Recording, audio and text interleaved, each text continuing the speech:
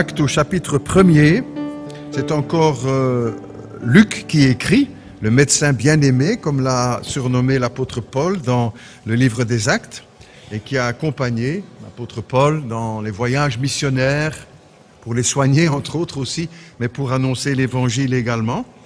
C'est lui donc qui a écrit l'évangile selon Luc et aussi le livre des Actes. Actes au chapitre 1er, et nous lirons à partir du verset 1er. Théophile, c'est celui à qui il adresse son courrier. Théophile, j'ai parlé dans mon premier livre, l'évangile de Luc, de tout ce que Jésus a commencé de faire et d'enseigner dès le commencement et jusqu'au jour où il fut enlevé au ciel, après avoir donné ses ordres par le Saint-Esprit aux apôtres qu'il avait choisis. Après qu'il eut souffert, il se fit voir vivant et leur en donna plusieurs preuves, se montrant à eux pendant 40 jours et en parlant des choses qui concernent le royaume de Dieu. Et comme il se trouvait avec eux, il leur recommanda de ne pas s'éloigner de Jérusalem, mais d'attendre ce que le Père avait promis, ce que je vous ai annoncé, leur dit-il, car Jean-Baptiste, a baptisé dans l'eau, mais vous, dans peu de jours, vous serez baptisés dans le Saint-Esprit. Alors, les apôtres réunis lui demandèrent, Seigneur, est-ce en ce temps que tu rétabliras le royaume d'Israël? Et il leur répondit, ce n'est pas à vous de connaître les temps ou les moments que le Père a fixés de sa propre autorité. Mais vous recevrez une puissance, le Saint-Esprit survenant sur vous, et vous serez mes témoins à Jérusalem, dans toute la Judée, dans la Samarie et jusqu'aux extrémités de la terre, même à Charleroi-Marcinelle. Ça, c'est ajouté dans le texte, bien sûr. Mais c'est juste aussi. Après avoir dit cela, il fut élevé, et pendant qu'il le regardait, et une nuée le déroba à leurs yeux. Et comme il avait les regards fixés vers le ciel, pendant qu'il s'en allait, voici 2 hommes vêtus de blanc leur apparurent et dirent, « Hommes galiléens, pourquoi vous arrêtez-vous à regarder au ciel? Ce Jésus qui a été enlevé du milieu de vous viendra de la même manière que vous l'avez vu allant au ciel. » Jusque-là, la seconde lecture pour notre méditation ce matin. Voici la grande fête de l'année pour les chrétiens, il y en a d'autres aussi dans le calendrier. Dans quel calendrier aussi on essaye de les faire sortir de plus en plus, vous en entendez parler autour de vous, vous pouvez parler des congés de Noël, de la fête de Noël. Tout ça devient presque interdit dans notre pays. Ça devient tout doucement une dictature anti-chrétienne. Et tout cela se fait en douceur, bien sûr, sans qu'on s'en rende compte. Et petit à petit, on réalise qu'on est en train de s'éloigner de plus en plus, sous les conseils de nos responsables politiques, de nous éloigner de plus en plus de l'Évangile, de la Bible, de Jésus-Christ et de la foi en Dieu. Grande fête pour tous les chrétiens, bien sûr, et d'une façon particulière, ce dimanche. En fait, chaque dimanche, nous fêtons la résurrection de Jésus-Christ. Et ce n'est pas par hasard que, dès les débuts de l'histoire de l'Église, les apôtres, les premiers disciples se sont réunis le dimanche. C'est devenu le jour du Seigneur, le jour de la résurrection du Christ. Et aujourd'hui, dans le monde entier, les chrétiens, ça fait quand même plusieurs milliards de personnes, dans le monde entier, se proclament leur foi en Christ, annoncent leur foi en Jésus-Christ et rappellent la résurrection de notre Seigneur Jésus-Christ. Sur les chaînes de radio et télévision, on entend surtout parler des catholiques et des orthodoxes, pas tellement des protestants, mais pourtant nous faisons quand même partie de ceux qui y sont attachés à cette parole de l'Évangile. Je me souviens, il y a quelques années de cela, nous étions en vacances à la mer avec la famille et j'étais allé à la cabine téléphonique. Les GSM n'existaient pas encore vraiment, donc il y a quelques-uns privilégiés qui en bénéficiaient. Donc on est allé à la cabine téléphonique, il y avait un monsieur qui était devant moi déjà qui sonnait et un troisième qui nous a rejoints. Il faisait gris, il faisait triste et il me dit, celui-là qui arrivait, « Quel triste dimanche !» Juste après, j'aurais voulu lui dire, c'est parti, vous savez, depuis que le Christ est ressuscité, il n'y aura plus jamais de triste dimanche. Qu'il en soit ainsi pour nous, bien sûr, les uns et les autres. Mais cet événement aussi fait partie de l'histoire de l'humanité. Et en fait, il divise l'humanité en deux groupes, ceux qui croient et ceux qui ne croient pas. Pas les bons et les mauvais, c'est pas ça la distinction. C'est entre ceux qui croient et ceux qui ne croient pas. C'est un peu comme à la croix, les larrons. On a parlé du bon larron et du mauvais larron. En fait, ils étaient mauvais tous les deux. La différence, c'est que l'un a cru et l'autre n'a pas cru. Mais ils étaient tous les deux mauvais. L'humanité aussi est partagée entre ceux qui croient en Jésus-Christ, en sa mort, en sa résurrection, et ceux qui n'y croient pas. Et face, en quelque sorte, à l'événement, on ne peut pas rester neutre. Devant la croix, devant le message de l'Évangile, de la résurrection, on ne peut pas rester neutre. Il faut choisir. Il faut savoir dans quel camp on est. Pendant la guerre 40-45, certaines nations ont essayé de rester neutres. C'était pas possible. Il fallait faire un choix. Et ceux qui ont voulu le faire l'ont fait à leurs dépens, de vouloir rester neutres. Plus encore, n'est-ce pas, devant le message de la résurrection de notre Seigneur, il faut choisir. Jésus a dit, d'ailleurs, dans le grand sermon sur la montagne, il y a deux chemins. Un chemin large qui mène à la perdition, un chemin étroit qui mène à la vie. Et il faut choisir. Et chacun d'entre nous, tous les êtres humains sur la surface de cette terre, sont sur l'un ou l'autre de ces chemins. Non pas parce qu'ils sont bons et que d'autres sont mauvais, parce qu'ils sont croyants et les autres incroyants. Jésus a dit encore, nul ne peut servir deux maîtres. Il faut choisir. On ne peut pas rester neutre ou partager entre l'un et l'autre, entre la foi et l'incrédulité, entre le oui et le non. Pas possible. Jésus a dit encore, celui qui n'est pas avec nous est contre nous. Et celui qui ne rassemble pas avec nous disperse. On est dans un camp ou dans l'autre.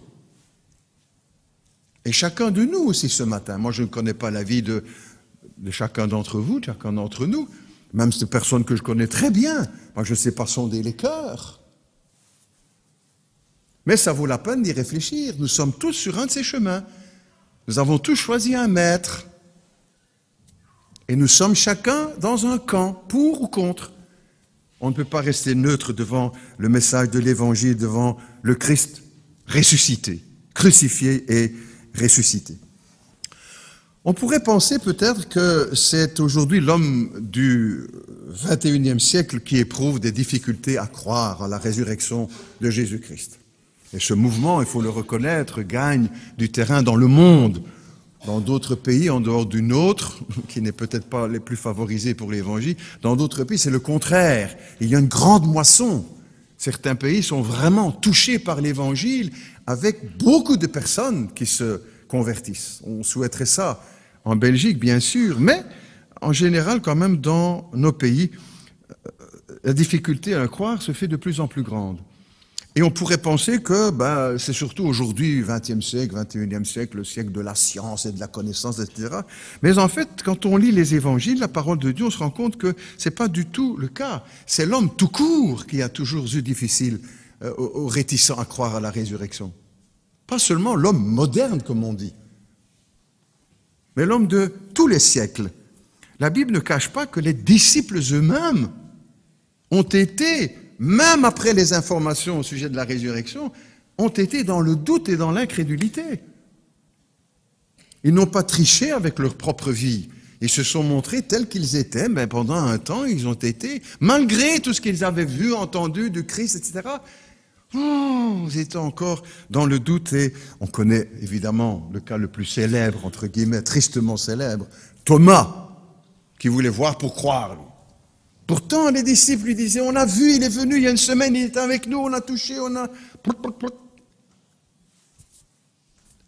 Je ne croirai que si je mets ma main dans ses plaies, etc. L'apôtre eux-mêmes, pas seulement Thomas, après Thomas a reconnu son erreur aussi, n'est-ce pas? Et quand j'entends certains qui disent, mais moi je suis comme Thomas, je ne crois que ce que je vois. Oui, mais Thomas était plus loin, lui. Il a reconnu qu'il s'était trompé. Et devant le Christ ressuscité qui était là devant lui, il fera cette confession magnifique, mon Seigneur et mon Dieu. Plaise à Dieu que tous les Thomas puissent aller jusqu'au bout du chemin avec Thomas et dire aussi « Mon Seigneur et mon Dieu ». Est-ce que nous sommes sûrs que tous nous l'avons dit dans nos cœurs, ne demande pas de réponse, mais dans nos cœurs de nous sonder, est-ce que j'ai vraiment dit à Jésus-Christ « Mon Seigneur et mon Dieu ». Les apôtres aussi faisaient partie pendant tout un temps de ces incrédules. Il aura fallu que le Saint-Esprit vienne à Pentecôte pour changer les cœurs et vraiment produire l'œuvre de la conversion. L'Esprit agissait dans les cœurs. Les apôtres aussi, quand les femmes sont venues leur dire « Nous l'avons vu, nous l'avons vu ». La Bible nous dit dans Luc, par exemple, au chapitre 24, « Ils tinrent ces discours pour des rêveries et ils ne crurent pas les femmes ». C'est pas qu'aujourd'hui, au XXIe siècle, que certains refusent de croire.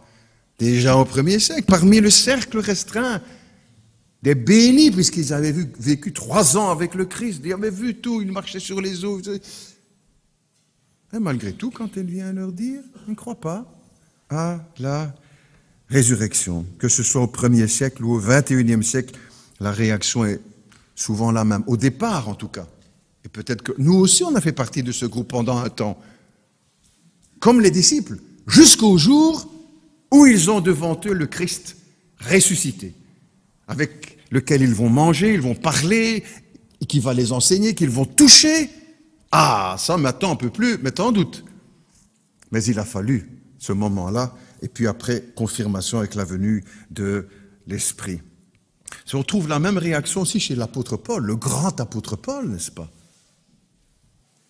Quand il prêche à Athènes devant les philosophes, vous ouvrez ça dans le livre des Actes au chapitre 17, il prêche, on lui a demandé de venir s'expliquer, on les entend parler de quelque chose de nouveau, l'évangile. Ils invitent l'apôtre Paul à l'aréopage, pas l'aéroport, aéropage, là où tout le monde dit un petit peu ce qu'il pense surtout. Il vient prêcher et ils écoutent les philosophes. Ils écoutent jusqu'au moment où l'apôtre Paul va parler de la résurrection. Quand ils entendent dire le texte, dit ceci. Quand ils entendirent parler de résurrection des morts, ils se moquèrent. Les uns se moquèrent. Comme aujourd'hui encore autour de nous. Peut-être même parmi nous, intérieurement. Quelle histoire, parce que c'est Pâques, j'accompagne ma femme, mon mari, ou mes enfants, ou je viens avec mes parents. Mais qui quand même, dans leur cœur, pensent un peu la même chose. Qu'est-ce qu'il raconte là encore, le pasteur? Résurrection, c'est quoi ça? Quelques-uns se moquèrent. 1er siècle, là. D'autres dirent, on t'entendra là-dessus une autre fois. C'est très bien, mais une prochaine fois, pas maintenant. Et puis d'autres, quelques-uns, crurent. Mais tu retrouves cet éventail de réactions, aujourd'hui encore, dans notre société. Pas penser que là, au début, les disciples étaient tous des grands naïfs, ou les hommes de l'Antiquité, pas seulement les disciples, mais l'homme de l'Antiquité était naïf, bête. Beaucoup pensent ça, vous savez, que ces gens étaient vraiment bêtes, sans éducation, sans connaissance. Et puis on commence à découvrir qu'ils étaient loin d'être bêtes ou ignorants. Qu'ils étaient aussi, par exemple, crédules ou sans intelligence. C'est pour ça qu'ils ont tout avalé. Faux. Il a fallu les convaincre que le Christ était ressuscité. Voilà l'obstacle qui bloque beaucoup de personnes, les empêchant de venir à la foi en Jésus-Christ. L'orgueil. Pas l'intelligence. On essaie de nous faire croire aujourd'hui que c'est l'intelligence qui peut devenir un obstacle pour nous empêcher de croire. C'est faux, c'est pas l'intelligence, vous savez. C'est l'orgueil. Peut-être l'orgueil de l'intelligence. Mais le fond du problème, si l'on gratte un peu, c'est cela, c'est l'orgueil qui empêche certains de venir à Jésus-Christ. Un jour, Jésus a parlé avec les Sadducéens. C'est un groupement politico-religieux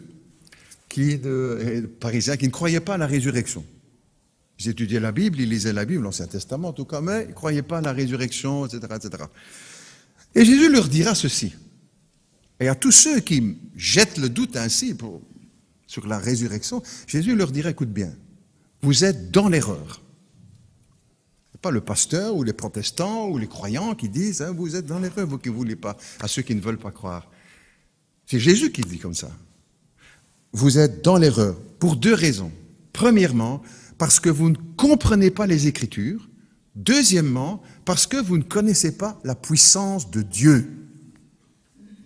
Il s'adressait à des responsables religieux, des théologiens de l'époque, on va dire. Vous ne connaissez ni les Écritures, ni la puissance de Dieu. Première raison, ne croyez pas ce que la Bible disait. Et pour Jésus, c'est le premier argument. Parce que si la Bible le dit, alors c'est ce qu'il faut croire. Ça, c'est la position du Christ. Si c'est dans la parole, c'est la vérité. Et il faut le croire. Et vous ne voulez pas croire. Et c'est dans les Écritures. Et il s'adressait à des spécialistes de l'Écriture, les Sadducéens. Mais il y avait le texte et en même temps, il n'y avait pas la foi dans le texte. C'était les Sadducéens. Vous êtes dans l'erreur. Deuxième raison, parce que vous ne connaissez pas la puissance de Dieu. C'est-à-dire qu'il se faisait un petit Dieu qui n'était pas capable de ressusciter les morts. Un mini-Dieu. Comme aussi encore beaucoup autour de nous peut-être qui ne peuvent pas croire ci ou croire là, parce qu'ils se font une toute petite idée de Dieu. C'était le cas aussi des Sadducéens. Vous ne connaissez pas la puissance. Pourtant, l'homme moderne, plus que tous ceux qui nous ont précédés, n'est-ce pas? L'homme moderne connaît la puissance cachée dans l'univers. La puissance cachée dans le noyau de l'atome. On parle beaucoup de bombes de ces temps-ci, de bombes nucléaires, etc. C'est la puissance de cette fission de l'atome, du noyau de l'atome. Il paraît maintenant encore que la fusion de l'atome, le noyau et les électrons, c'est pire encore, et on y travaille, les spécialistes de la science. On peut mesurer cela en mégatonnes, c'est autant de fois Hiroshima. On mesure cette puissance. Et la puissance de Dieu, connaît pas. Connaît pas. Est-ce que ce n'est pas cela de l'orgueil? Chacun s'interroge et se pose la question. A pas Christ dit la même chose à l'incrédule ou à l'incroyant, ou aux chrétiens qui doutent? Parce que ça arrive aussi, ça. Chrétien qui doute ou qui est dans une phase difficile de sa vie, ou de voilà. Et la foi est dans le doute. Alors, on nous entend, vous avez déjà entendu tout ça. En fait, la vraie foi, c'est celle qui doute. Bon, écoutez, il ne faut quand même pas.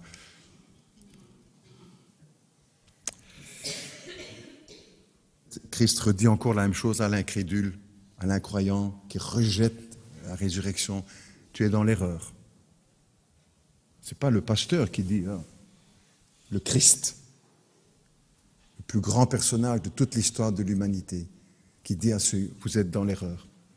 Mais deuxièmement aussi, qui appelle, comme devant Thomas, ne sois pas incrédule, mais crois. Plaise à Dieu aussi que pendant ces fêtes de Pâques, ceux qui mettraient ou qui seraient encore en doute sur la résurrection du Christ puissent vraiment répondre à l'appel. Ne sois pas incrédule, mais crois. Fais confiance. Pas seulement à ton intelligence, tes connaissances, ce que tu entends à gauche, à droite, qu'on peut dire parfois comme ânerie. Fais confiance à Jésus-Christ. C'est ça la foi, c'est ça la Pâque. Je crois, je fais confiance.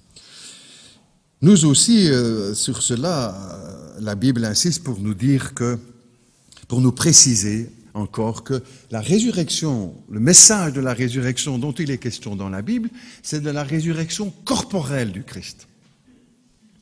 C'est son corps qui est ressuscité. Et tous les textes des évangiles, dans l'évangile et puis dans les épîtres aussi, sur ce sujet sont clairs et sans équivoque.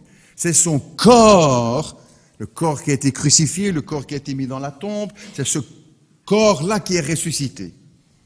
Et ce n'est pas une résurrection en l'esprit, dans les nuages, dans les buées, dans la vapeur, non, c'est son corps qui est ressuscité. C'est bien le corps du Christ, celui qui a été cloué en croix.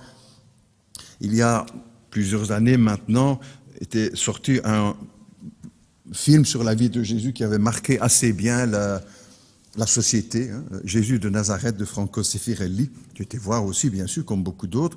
Et presque tout au long du film, il suit plus ou moins les données de l'Écriture, des évangiles. Sauf quand il arrive à la résurrection.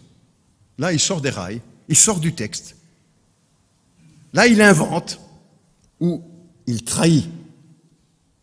Parce que le film se termine, pour ceux qui se souviennent ou qui le verront aussi prochain, si le film se termine dans le brouillard, on ne sait pas très bien ce qui se passe, on ne voit pas Jésus, il y a de la buée, les disciples ne savent pas trop bien quoi, mais ça, ce n'est pas les évangiles. Hein. Les évangiles ne se terminent pas dans le brouillard. Dans le peut-être bien que oui, peut-être bien que non. Pas du tout. Les textes sont clairs là-dessus. Les disciples ont vu, même les incrédules ont vu le Christ ressuscité. Plus de 500 frères à la fois, dira l'apôtre Paul. Ce n'est pas du domaine de l'hallucination, tout ça. Ils l'ont vu mais là, dans le film, c'est dans le décor, comme on dit. Là, il est parti dans le décor. C'était son interprétation, Zeffirelli, de la résurrection du texte biblique. On ne demande pas son interprétation, on demande ce que les textes disent. Et pas ce que chacun peut penser d'eux, c'est ce que le texte dit, ce que la parole de Dieu dit. Les évangiles ne se terminent pas dans le brouillard. J'ai noté ici une déclaration du théologien suisse Karl Barth, qui est décédé maintenant, qui était un des grands théologiens du XXe siècle, et qui disait ceci: vous voulez croire au Christ vivant? Ce n'est possible que si nous croyons en la résurrection corporelle. Parce qu'il a dû combattre aussi beaucoup d'autres théologiens, que c'est juste en esprit, voilà. Croire en sa résurrection corporelle. C'est l'essentiel du Nouveau Testament. Nous sommes libres de rejeter la résurrection, mais pas de la modifier ou de prétendre que le Nouveau Testament dit autre chose. Il faut accepter ou refuser le message. Il ne faut pas le changer. Juste. Juste. On rejette ou on accepte, mais pas changer. Dire, on ne sait pas très bien ce qui s'est passé, est-ce qu'il est sorti de la tombe? Non, les textes sont clairs là-dessus. On accepte, même chose qu'au début, il faut choisir. On ne peut pas rester neutre. Je ne suis pas trop sûr, je suis agnostique, je ne sais pas trop bien. Hein? Si. Et pour nous aussi, chrétiens, c'est sur ces bases-là que doit se fonder notre foi. Ce sont les faits de l'Évangile. Les Évangiles ne se terminent pas dans le brouillard avec la résurrection de Jésus-Christ, mais avec un Christ vivant, un Christ qui se montre, un Christ qui parle, un Christ que l'on peut toucher, un Christ qui a mangé avec ses apôtres. Un Christ qui est resté 40 jours après la résurrection pour enseigner les apôtres et les disciples sur le royaume de Dieu. C'est clair dans les Écritures. Alors on rejette ou on y croit, mais on ne change pas et inventer un nouvel évangile. C'est ce que la Bible rapporte d'ailleurs quand Jésus se montre aux apôtres à Jérusalem, deuxième dimanche après Pâques. Il nous est dit, Luc 24, saisi de frayeur et de crainte, il pensait voir un esprit. Il pensait voir un esprit. Mais Jésus leur dit, un esprit n'a ni chair ni eau, comme vous voyez que j'ai. Touchez-moi et voyez, c'est bien moi. Et en disant cela, il leur montra ses mains et ses pieds. Et comme dans leur joie, ils ne croyaient pas encore et qu'ils étaient dans l'étonnement, il leur dit, vous avez ici quelque chose à manger? Et ils lui présentèrent un morceau de poisson grillé et un rayon de miel, il en mangea devant eux. Ils ont cru que c'était... Parce qu'ils n'y croyaient pas encore vraiment. Ils ont cru, tout un esprit, pas possible. Et j'ai dit, non, c'est bien moi. Touchez-moi. C'est le Christ qui a été crucifié, qui est maintenant. Il est important aussi d'insister sur ce point de doctrine, n'est-ce pas? Parce qu'aujourd'hui encore, certains protestants et catholiques ne voient la résurrection, ne la voient pas de cette manière-là. Hein.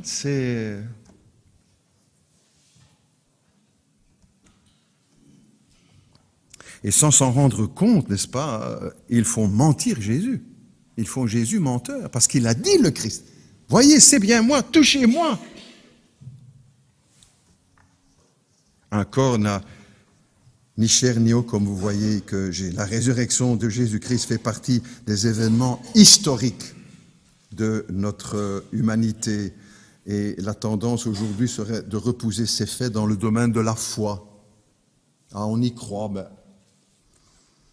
Donc que tout cela serait invérifiable, ce serait à relativiser, donc qui échappe à l'investigation sérieuse ou scientifique, comme on dit aujourd'hui, entre guillemets, ou donc qui ne font pas partie du domaine de l'histoire, parce que c'est pas du tout.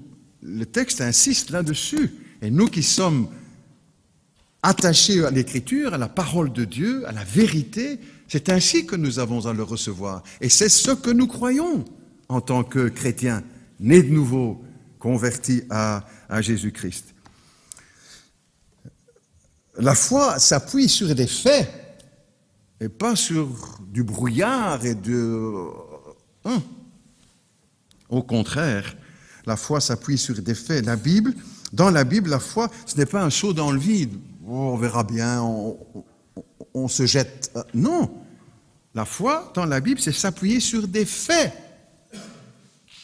Il est né miraculeusement, il est venu, il a accompli des miracles, il est mort à la croix, il est ressuscité, il est monté au ciel et il reviendra de là comme il l'a promis. Ça, ce sont les faits. Et c'est sur les faits que repose notre foi. C'est s'appuyer sur des faits, c'est s'appuyer sur des preuves. Ah, vous osez le mot, pasteur, bien sûr, on le trouve dans la Bible. C'est s'appuyer sur les preuves, c'est ça la foi. C'est s'appuyer sur ce que Dieu a fait, c'est construire sur le roc. Jésus a dit à la fin du sermon sur la montagne, celui qui croit, c'est celui qui a bâti sa maison sur le roc. Il parle de la foi, bien sûr. C'est cela votre foi et ma foi, notre foi, la foi des chrétiens. C'est construire sur les faits qui se sont passés il y a 2000 ans là-bas, à Jérusalem, en Israël. Et ce n'est pas par hasard encore que ce pays est au cœur des conflits internationaux. Ce n'est pas n'importe quel pays. Et là, se sont passés des événements qui ont à voir avec la foi. On rejoint ici les textes de la Bible dans le livre des Actes avec le texte de Luc. Pendant 40 jours après la résurrection, après avoir souffert, il se présenta lui-même vivant à eux et leur donna plusieurs preuves. C'est dans le texte, dans la Bible. Plusieurs preuves, les preuves de la résurrection. La foi, c'est croire aux faits. Plusieurs preuves de la résurrection se montrant à eux pendant 40 jours. Notez que le mot qui est employé, en parlant de la résurrection, certains demandent des preuves de la résurrection. La Bible dit que la résurrection est une preuve. On ne marche pas sur le même terrain, n'est-ce pas? Pour celui qui croit et notre génération, plus que tout autre, on le sait, demande des preuves. Ça, c'est la théorie, mais en fait, devant les preuves, même, pas seulement sur le plan religieux, spirituel, mais dans d'autres domaines, on a les preuves et pour finir, les gens font quand même comme ils veulent. Les preuves, la vérité, mais pas le chrétien. Eh bien, justement, puisque notre société demande des preuves, Dieu a rempli sa parole de preuves, de même qu'il a rempli l'univers, la création, qu'il a rempli l'univers de preuves qu'il est le Créateur. L'apôtre Paul écrira sur ce domaine, juste une parenthèse, mais qui a son pesant également, au sujet de la doctrine de la création. Ce que l'on peut connaître, Romains chapitre 1er, ce que l'on peut connaître de Dieu est manifeste pour eux. Est manifeste pour eux. C'est en effet les perfections invisibles de Dieu, sa puissance éternelle et sa divinité se voient comme à l'œil depuis la création. Ils sont donc, ajoute le texte, inexcusables. Parce que Dieu a donné les preuves, il a mis sa signature partout dans la nature. Les preuves, et ils n'ont pas voulu recevoir les preuves. Ils n'ont pas accepté la vérité. D'autres passages parlent dans ce sens-là. Ils sont donc inexcusables. Est-ce que nous ne pouvons pas étendre cela aussi avec l'enseignement sur la résurrection? Dieu a donné les preuves, elles sont là, dans l'histoire, dans la Bible. Dieu ne demande pas de croire n'importe quoi ou n'importe comment. La foi, on pourrait trouver cette formule, la foi, c'est croire les preuves.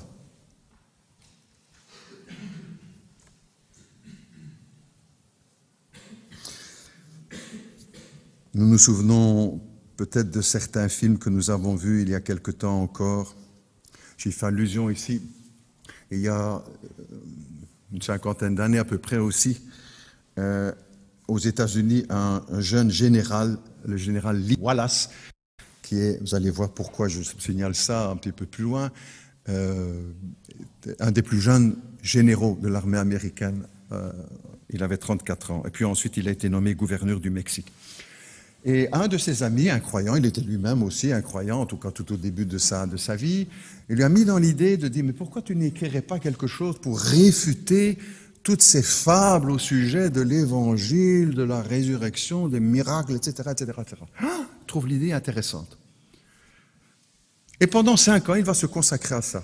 Il va prendre des notes, il va circuler, voyager je résume, dans les universités, dans les bibliothèques, en Europe, aux États-Unis, enfin partout, prendre des notes, etc., etc., de ce qu'il faut faire. Et pendant 5 ans, ainsi, il va travailler sur le sujet. Et tandis qu'il commençait à rédiger l'ouvrage qu'il avait projeté contre le christianisme, contre le Christ, etc., c'est l'inverse qui se produit dans son cœur. Il se rend compte que tout ce qu'il est en train de découvrir confirme les faits de l'Évangile. La résurrection, les miracles, etc. Et sur ce chemin, il demande à Dieu de se révéler à lui, de se faire connaître, de pardonner ses péchés, de transformer sa vie. C'est ce qui se passe. C'est sa conversion. Et comme il avait commencé à travailler sur les archives historiques, etc., de cette époque-là, du 1er siècle, il va remanier les 4 premiers chapitres qu'il avait déjà commencé d'écrire et il va recommencer d'écrire un nouvel ouvrage auquel il va donner comme titre « Ben-Hur », dont on a tiré un film. Et si vous vous souvenez de ce film et que vous regardez attentivement, pas seulement la course de chars, c'est magnifique, effectivement, c'est un chef-d'œuvre, beaucoup d'autres moments dans le film, tellement émouvant. Mais si vous regardez en filigrane, le personnage qui est au centre du livre et du film, c'est Jésus-Christ. Et c'est la rencontre de cet homme, Ben-Hur, avec le Christ qui va changer sa vie jusqu'au moment de la crucifixion.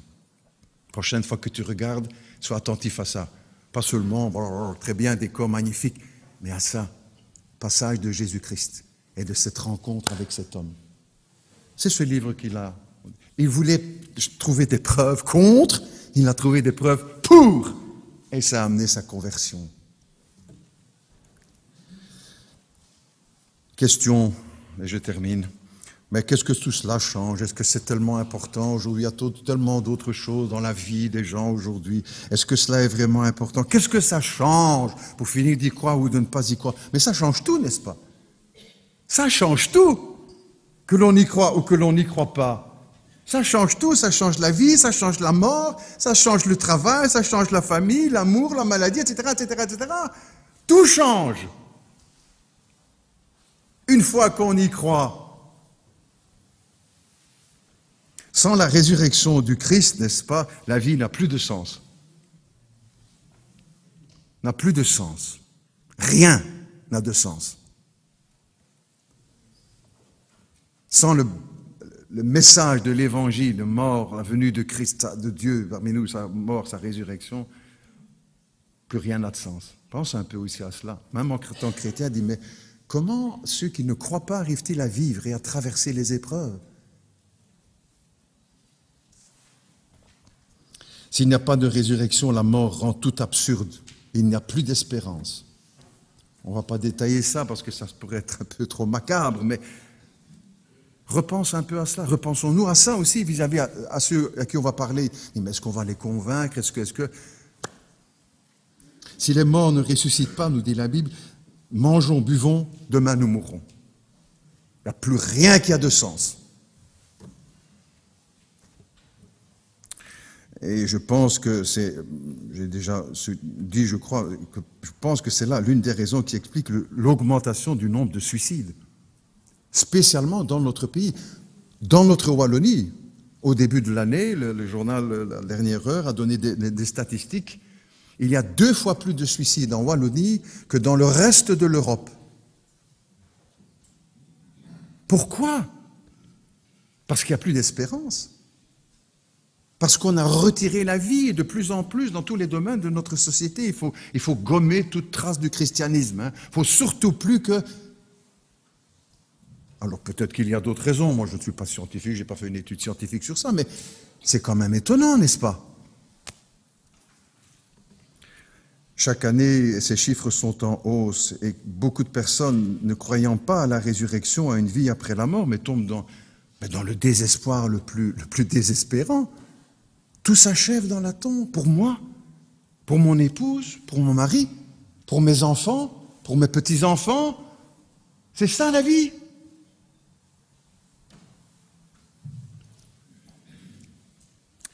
En dehors de la résurrection, il n'y a pas d'espoir ni d'espérance dans ce monde. Et ce n'est pas seulement un message chrétien qui touche la foi, mais qui touche aussi notre raison, notre intelligence. Dire, mais si j'y pense bien, ma vie c'est quoi? Ah, avec le Christ, voilà. Mais sans le Christ. J'ai lu ici un article dans l'extrait du Figaro de Madeleine de Jesset, J-E-2-S-E-Y. Et elle réfléchit surtout sur ces jeunes qui partent en Syrie pour rejoindre Daesh ou faire partie de l'État islamique. Et elle dit ceci, c'est pas une chrétienne, hein? Elle dit ceci. Ces jeunes avaient besoin, qui sont partis là, hein, ces jeunes avaient besoin de repères. Nous leur avons donné une société sans racines, sans projet commun et sans limite. Elle continue, ils avaient besoin, donc ceux qui sont partis là, ils avaient besoin de spiritualité. Entends? Ils avaient besoin de spiritualité. Nous avons fait d'une laïcité creuse une valeur absolue et érigé la consommation comme seule voie d'accomplissement, en leur accordant au passage l'ouverture des centres commerciaux le dimanche pour qu'ils trouvent un sens à leur vie en contemplant des objets qu'ils ne pourront sans doute jamais se procurer. Bref, ils avaient besoin de ferveur, ils étaient prêts au dépassement d'eux-mêmes, nous leur avons appris à zapper et à se divertir. Si on enlève cette dimension spirituelle de la vie, il y a des résultats qui vont s'en suivre, n'est-ce pas? Ce qu'un homme a semé, il va le moissonner. Notre société veut semer à grande foulée l'incrédulité, mais on récolte ce qu'on a semé. Il y a là certainement une raison, il y en a certainement d'autres. La résurrection aussi, cela aide à vivre, bien sûr. Ça donne une lumière, on sait qu'il y a une lumière au bout de la route. La résurrection, cela aide à mourir. Mourir dans la foi, mourir dans l'espérance que la mort n'est qu'un passage. La résurrection, cela aide à aimer. La mort ne brise pas ces liens de l'amour. La résurrection, cela aide à travailler, à construire une famille, parce qu'on sait que la mort n'est pas la fin, ni pour nous, ni pour nos enfants, ni pour nos petits-enfants, et que l'on n'élève pas les enfants pour les offrir en fin de compte aux fossoyeurs.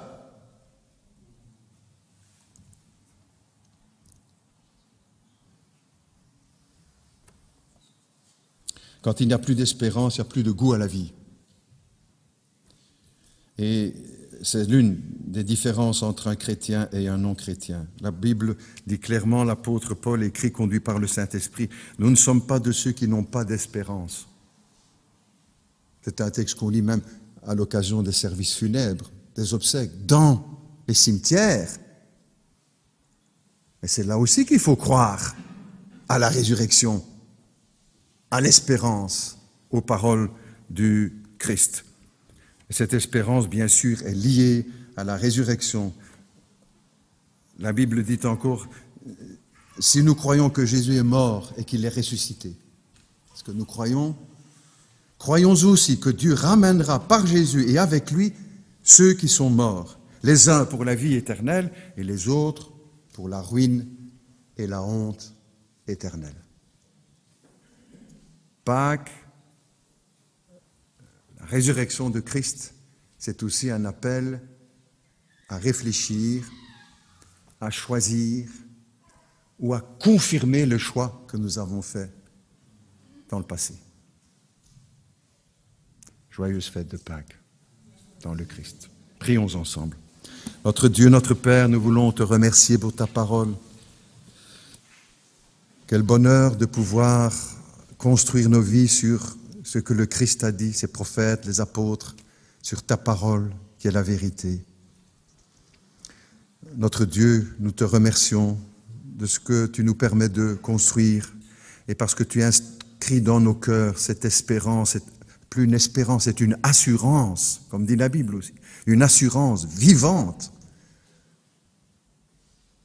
Puisque je vis, a dit Jésus, vous vivrez aussi, au-delà même de la mort.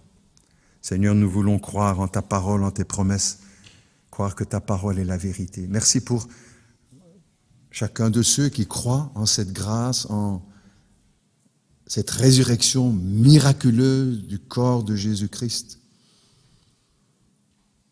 Garde-nous dans cette foi, Seigneur, solide et ferme, nous appuyant sur les faits.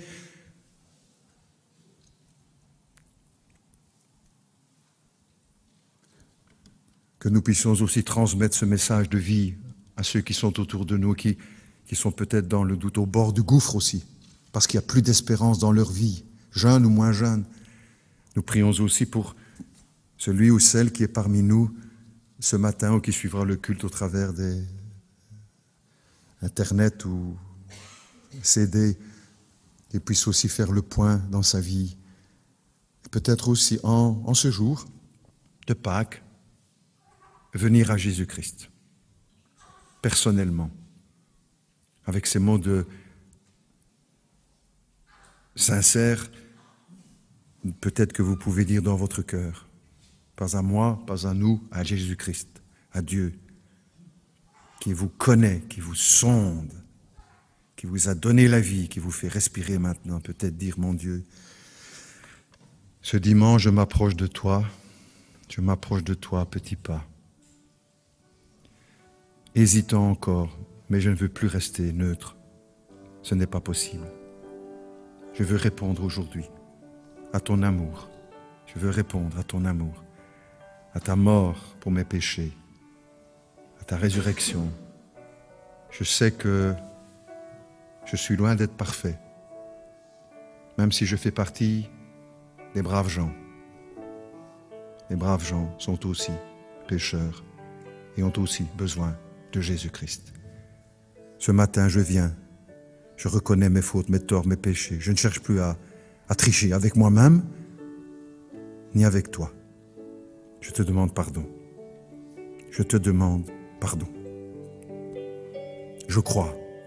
Je ne comprends pas tout, mais je crois, je fais confiance. J'y suis obligé de toute façon. D'une manière ou d'une autre, je crois, je te fais confiance. Et je remets ma vie entre tes mains. Je t'accueille aujourd'hui, dites-le dans votre cœur, je t'accueille aujourd'hui comme mon Sauveur, comme mon Seigneur, comme le Christ vivant, ressuscité.